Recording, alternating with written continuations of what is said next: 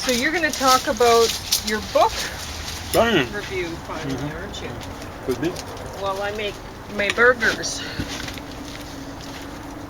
And make friends with some dogs yes, here. They're Look really at wanting them. to be a part of this. Yeah.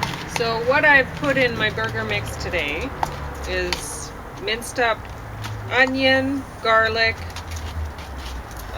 potatoes word in the food processor so they're good and gluey after they've been baked, and some of this chickpea flour and carrot pulp and broccoli pulp and chili powder, cumin, salt, pepper. I think that's it. No Chihuahua though. We don't. No Chihuahua in here. They want to be in here apparently. Yeah. Hey guys, are you having fun here? Not yet. Not until you get some food. So before I move on to the review, I'll just talk a little bit more today about. My watch off. Do you want me to take it off Yep. for you? It's easy to get off. I presume it's like Velcros. That's it. There we go. I'll try not to put it in the gravy. Yeah, that'd spilled over. be funny, wouldn't it? Gravy on your wrist. Getting food on it. The dogs would be very, very happy about that. Willing to clean up your wrist for you. But I want a little background, or provide a little background on that guy from Africa today who wanted to fight me because he figured very wrong, that I was afraid of him. I'm afraid of him now, but I was barely noticing. He was just someone that I had to maintain some social distancing with. He misinterpreted it totally. So the people that I'm prejudiced, I'm part African American. People I'm prejudiced against are people who were socially dominant in the places that I was raised in. So I was raised in Africa. People who were socially dominant were British colonialists. It was an American mission, and run by people that were more Baptist than Baptist. They were came from the southeastern United States. And then the people who are socially dominant in this now former British colony, they're actually Voortrekkers, and they were Boers. So these are people that I'm prejudiced against. And then between 1967 and 1974, I lived in a Mormon community. There were some wonderful people there I got along with, but there was a couple of skunky teachers there, particularly in the high school.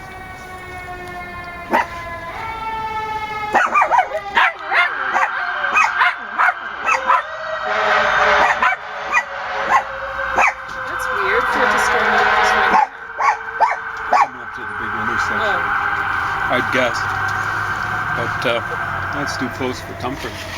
There's been a lot of them lately. Yeah, when there was I don't like that. just for the folks at home, we had a major league fire here. This took out a garage, but it could have been way worse. It was We didn't heavy. have it. Not here, but No. in the general area. Thanks for clarifying that. Yes. And it was on I won't say intensely Chinooki day, but impressively Chinooki day. And the fire department did a good job Great. preventing it from spreading. It was a block away, and not a short block. And there were charred leaves as far away as we weren't quite downwind, but as far away as we are from it.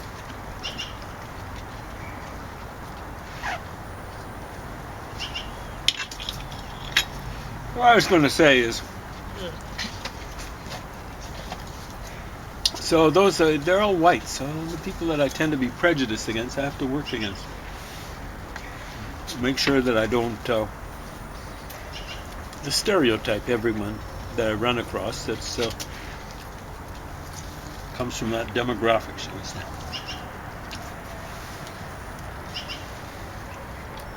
I think I get along with people from Africa pretty well. How well?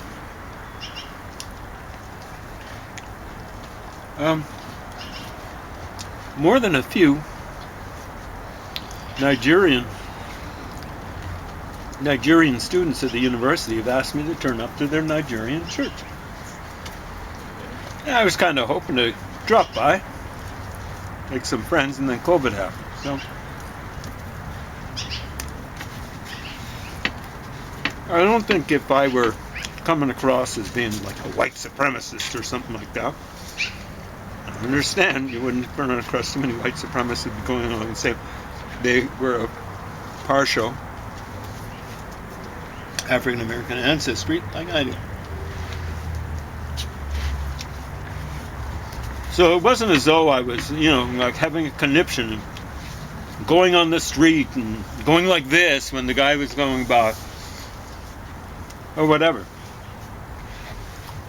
I did what I do when I run across, or I'm going to run across anyone on the sidewalk nowadays. I maintain as much as possible social distance. If the sidewalk is narrow, as it was not in this case, I will literally go on the road. I'd better get used to it. I don't know how long COVID's going to last, but if he figures people are scared of him and wants to fight him, we better watch who he's picking on. And he was picking on me. I got triggered by that. I'm feeling a little marginalized. And some of my ancestors, he's been here 2 years. Maybe almost 2.5. Some of my ancestors, I've been told, have been here for over 10,000 years. Because I'm part Indigenous American, apparently. I got marginalized by a guy. There's something wrong with that. Well, the basic thing wrong is he should never have been allowed in. They should be monitoring him for incidents like this. This is not an isolated incident for the guy. He's quite truculent. It took a little bit of persuading on my part to talk him down from him wanting to fight me. Wouldn't have been a fight. I've got 5 fractured vertebrae. He just would have put me in the hospital and ultimately in a wheelchair for the rest of my life.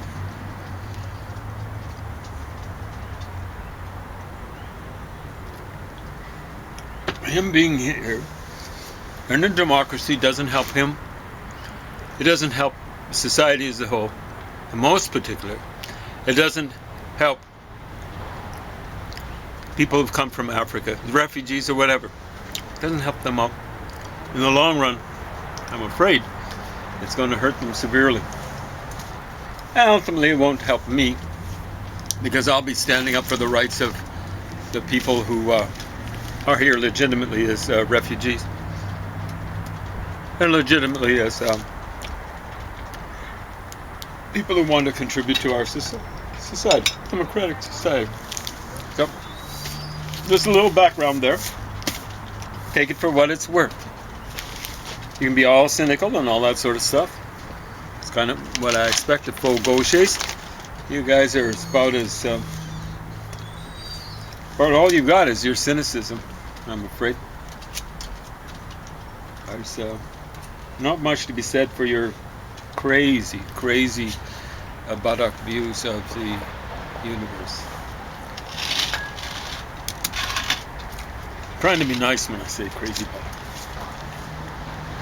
And be more nice than faux gauchers deserve. Faux gauchers, however you want to style yourself. Just don't style yourself as left-wingers, because you don't believe in democracy, you don't believe in freedom of speech, you do not believe in freedom of opportunity, and on it goes. You don't believe in a meritocracy.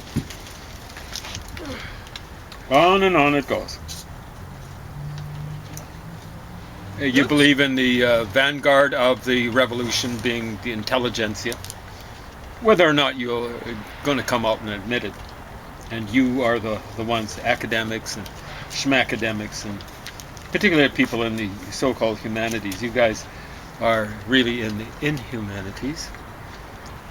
Look in the mirror, please. If I'd had some nutritional yeast around, that would have went in here too. Awesome.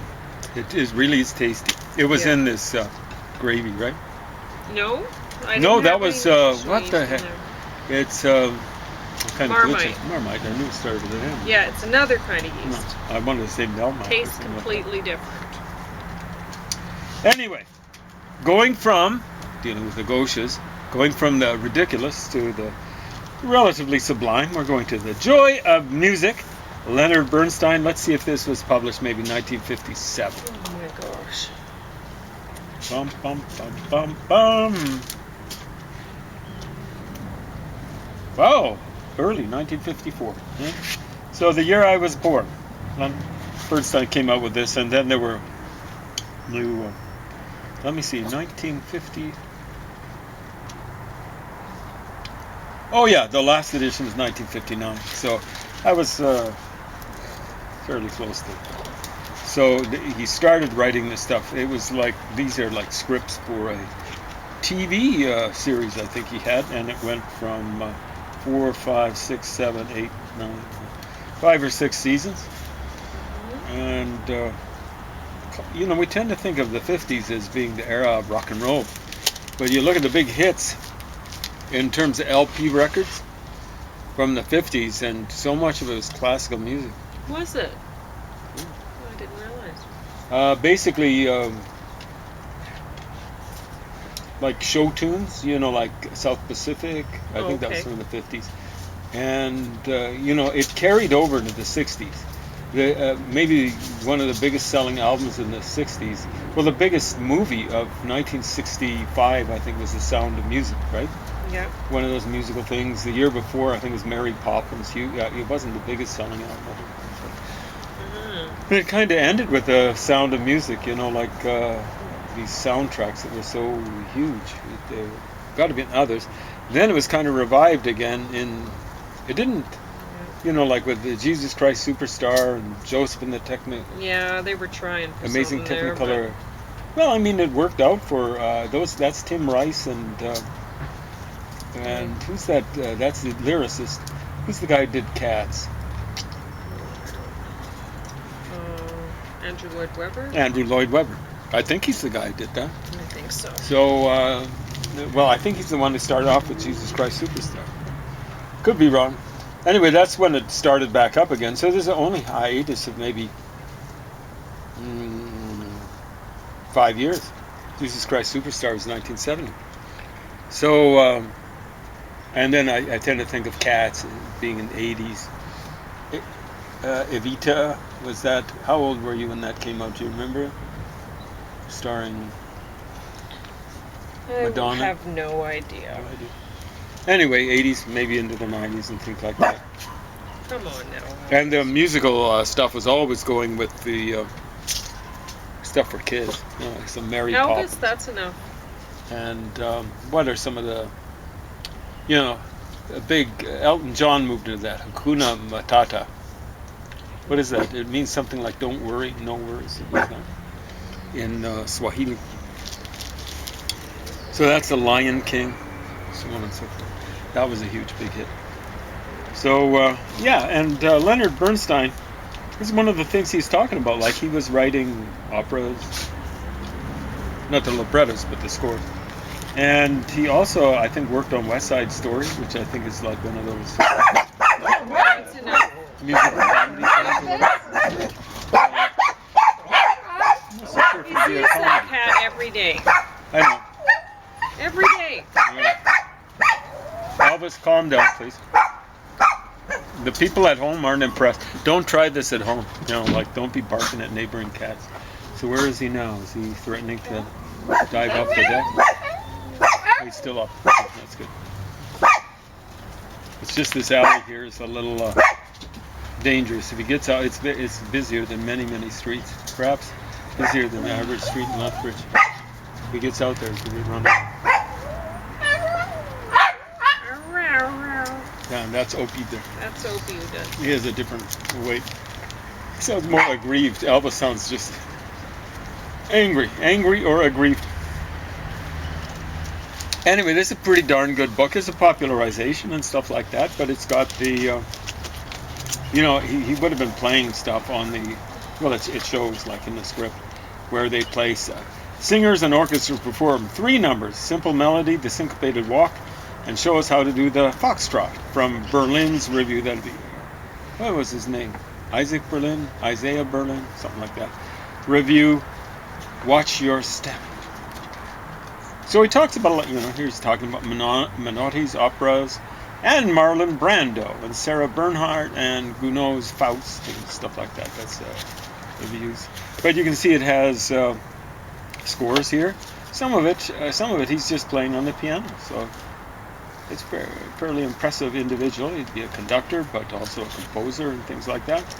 In some ways, I'm kind of sad that music didn't go the way he predicted. I think he thought that there was going to be a meeting of opera and musical comedy, like stuff like that. Stuff where you could see that this stuff was big in the films and so on and so forth. But the Beatles kind of killed that stuff off, and well, rock and roll did, and then the Beatles were the ones.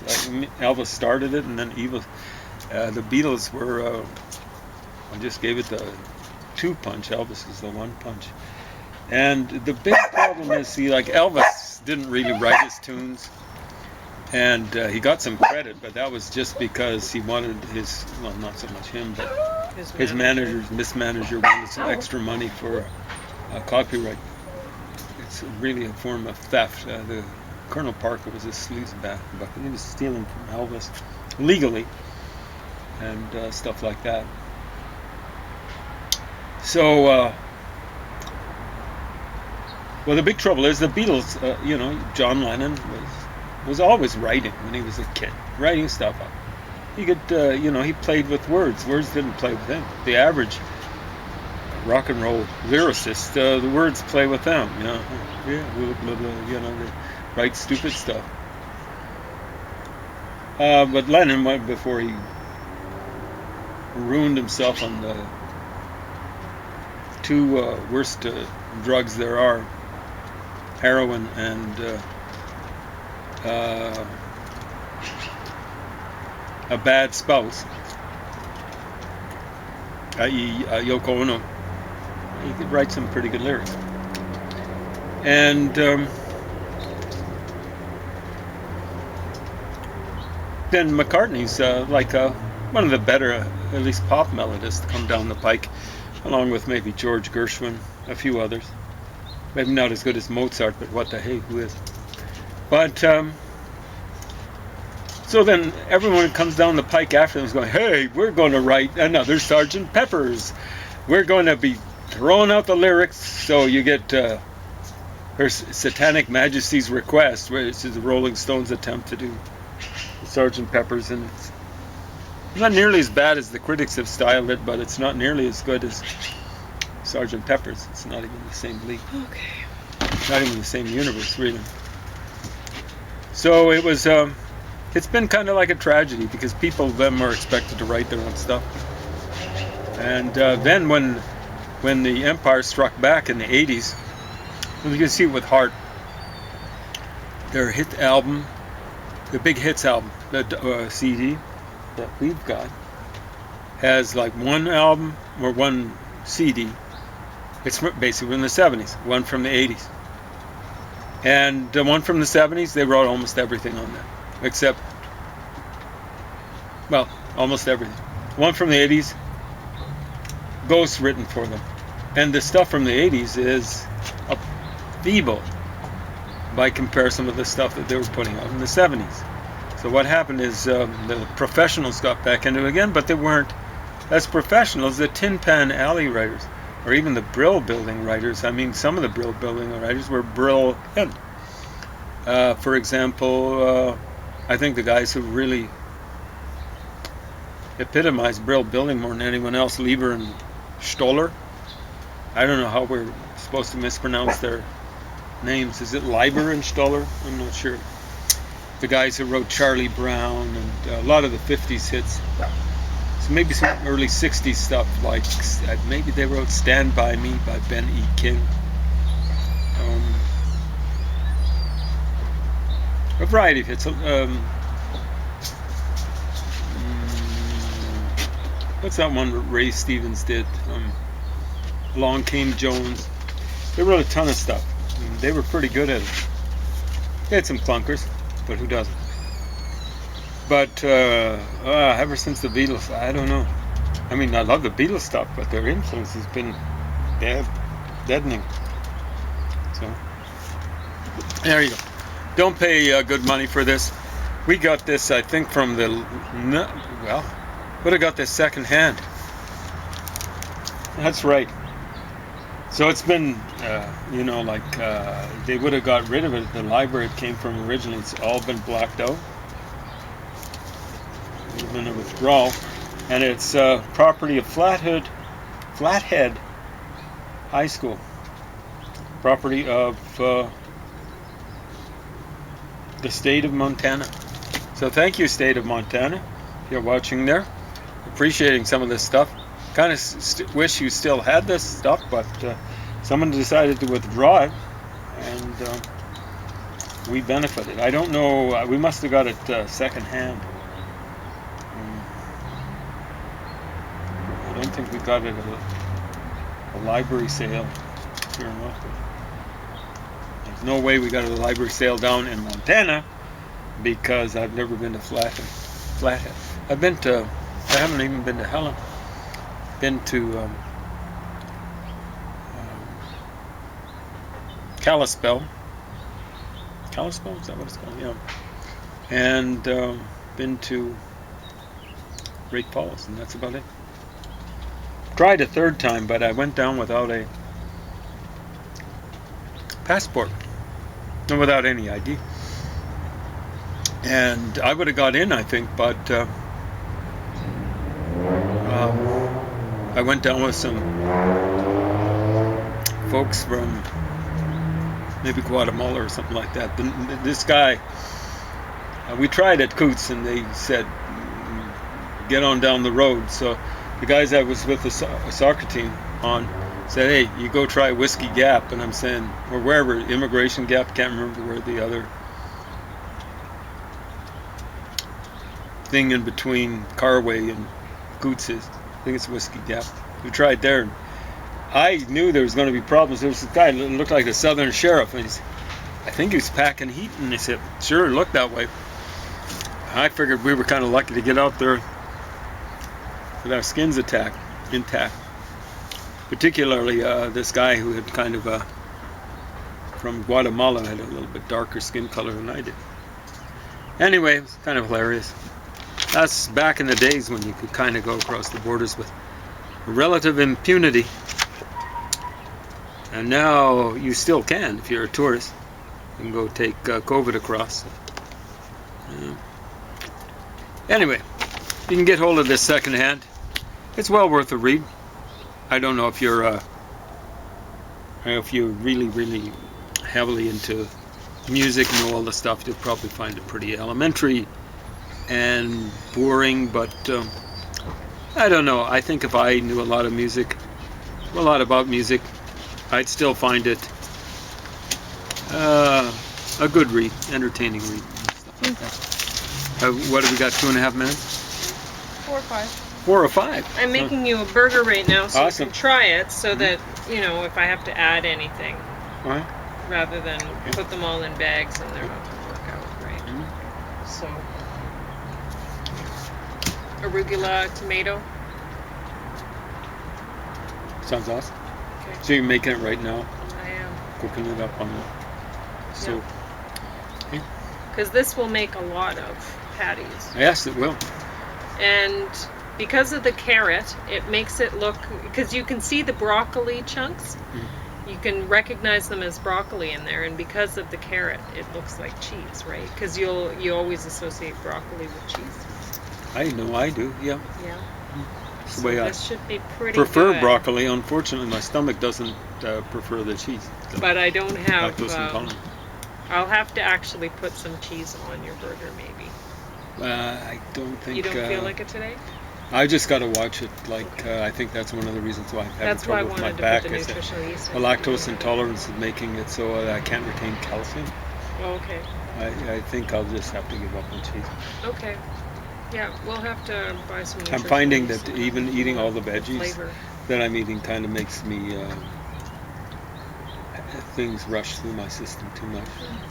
That's Okay. why I have to eat the potatoes to kind of slow things down. Otherwise, I probably wouldn't eat. Are you done Tomato, talking tomato. about your book then? Yeah, exactly right. Oh. Finally got it reviewed after about 3 days. Okay.